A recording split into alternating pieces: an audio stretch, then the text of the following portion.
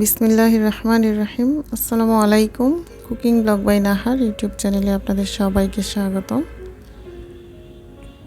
আজ আমি আপনাদেরকে কাঁচা পেঁপে দিয়ে একটি মজাদার পাকোড়া বানিয়ে দেখাবো। আশা করি আপনারা সম্পূর্ণ ভিডিওটি দেখবেন এবং একটি লাইক দিয়ে সম্পূর্ণ ভিডিওটি কন্টিনিউ করুন। তো দেখুন, এখানে আমি একটি কাঁচা পেঁপে নিয়েছি। কাঁচা পেঁপেটা একটু মাঝারি সাইজের, এত বড়ও না একদম ছোটও না। তো পেঁপেটাকে আমি গোল গোল স্লাইস করে একদম সুন্দর করে কেটে নিব। তো আপনারা দেখুন আমি কিভাবে কাটবো, আপনাদেরকে দেখিয়ে দিচ্ছি যে এইভাবে গোল গোল করে কেটে নেবেন। আমি আসলে অফ ক্যামেরায় কাটবো, এখানে আমার কাটার তেমন সুবিধা নাই। তারপর দেখুন আমি কিন্তু এটাকে বটির সাহায্যে কাটতে, চাকু দিয়ে কাটতে পারবেন না। আর কাটতেও কিন্তু একদম ভালো একটা ধারালো চাকু হলে কাটতে পারবেন, কিন্তু আমার কাছে বটি দিয়ে কাটতেই আমার ইজি লাগে। তো আমি এটাকে বটি দিয়ে সুন্দর করে গোল গোল করে কেটে নিয়েছি দেখুন।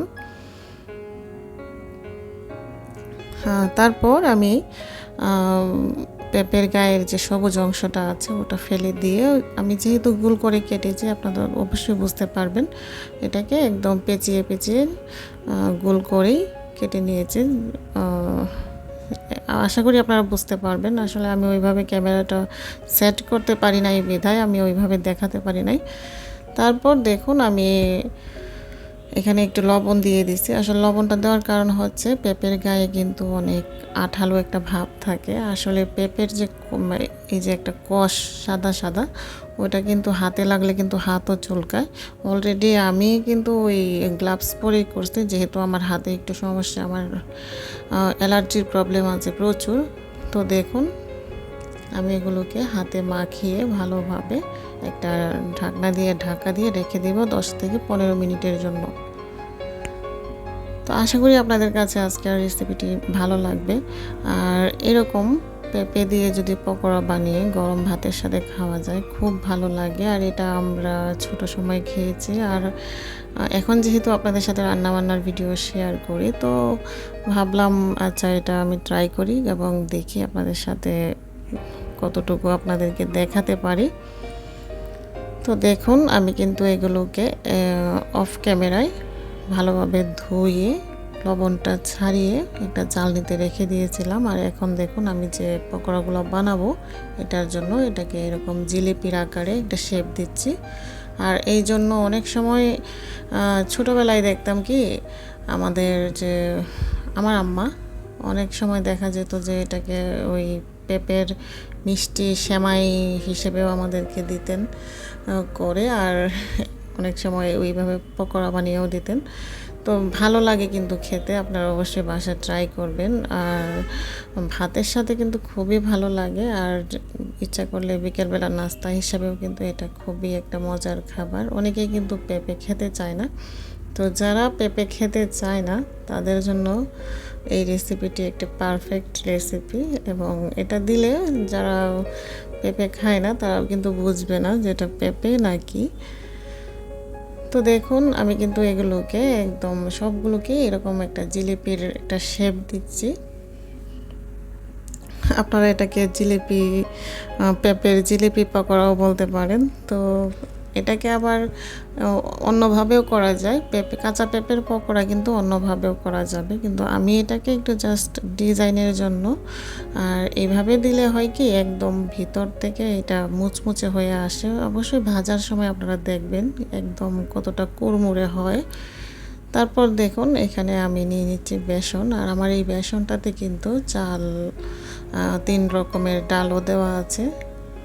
চাল 1 কেজি, ধরুন মাপটা বলি, 1 কেজি চাল, 1 কেজি মসুর ডাল, মুগ ডাল, খেসারির ডাল, তারপরে ওই যে বুটের ডাল, সব কিছু মিলিয়েই আমি কিন্তু এই বেসনটা তৈরি করছি। তো এখান থেকেই আমি আমার পরিমাণ মতো 3 চামচ নিয়ে নিয়েছি আর কি। আর যদি কাপের মাপ দেন, মেজারমেন্ট কাপের মাপ দিলেও এখানে হাফ কাপের চেয়ে একটু বেশি হবে। তো তারপর এখানে আমি দিয়ে দিচ্ছি যে রান্নার তেলটা, সাদা তেল, ওইটাই জাস্ট পকোড়াগুলোকে একটু মুচমুচে করার জন্য কিন্তু এখানে তেলটা ব্যবহার করছি। আর আপনারা চাইলে এখানে কর্নফ্লাওয়ারও দিতে পারেন, তবে কর্নফ্লাওয়ার দিলে একটা সময় দেখা যায় চুপসে যায়, কিন্তু তেল দিয়ে যদি এইভাবে ব্যাটারটা তৈরি করেন অনেক সময় মুচমুচে থাকে। আমি দেখছি এটা, আমি নিজেও এটা নিয়ে পরীক্ষিত। এই জন্য আমি বেশিরভাগ সময় কর্নফ্লাওয়ারের জায়গায় তেলটাই ইউজ করি। তারপর এখানে কিন্তু আমি হলুদ মরিচের গুঁড়ো দিয়েছি, 1 চামচ মরিচের গুঁড়ো দিয়েছি আর 1/2 চামচ হলুদের গুঁড়ো দিয়েছি। যেহেতু এটা বেসন, এখানে এত হলুদের গুঁড়ো দিতে হবে না, এটা এমনিতেই কালার হয়ে যায়। আর পরিমাণ মতো লবণ, একটু জিরা গুঁড়ো, তারপর পানি দিয়ে এটাকে ভালোভাবে উইস্কের সাহায্যে আমি এটাকে একদম পারফেক্ট একটা ব্যাটার তৈরি করছি। আর অবশ্যই খেয়াল রাখবেন এত পাতলাও যেন না হয়, আবার একদম ঘনও হবে না। জাস্ট যে পেঁপের যে আমি তৈরি করে রেখেছি ওইগুলাকে এটাতে চুবিয়ে আমি তেলে দেব। এই জন্য জাস্ট যতটুকু পাতলা করার প্রয়োজন ততটুকুই করবেন। আর পানিটা পরিমাণ মতোই দিবেন, ধীরে ধীরে দিলে আশা করি আপনারা পারবেন। এবং সবাই অনেক পারদর্শী গৃহিণী, সবাই আমরা যারা গৃহিণী আমরা কিন্তু একটু দেখলে আর একটু আইডিয়া দিয়ে করতে পারি। তো দেখুন আমি এখানে প্যানে তেল দিয়ে দিলাম, আর এখন এক এক করে আমি সবগুলো পকোড়া ভেজে নিব। তো আমি কিন্তু ওই ব্যাটারে চবিয়ে চবিয়ে তেলে দিয়ে দিচ্ছি। আর এইভাবে সবগুলো পকোড়াই কিন্তু এক এক করে ভেজে নিব একটু ব্রাউন কালার করে।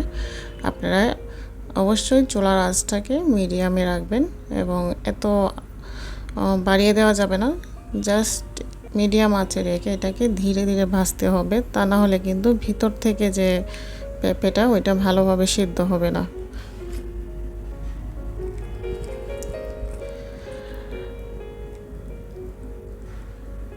তো দেখুন আমি কিন্তু এক এক করে সবগুলো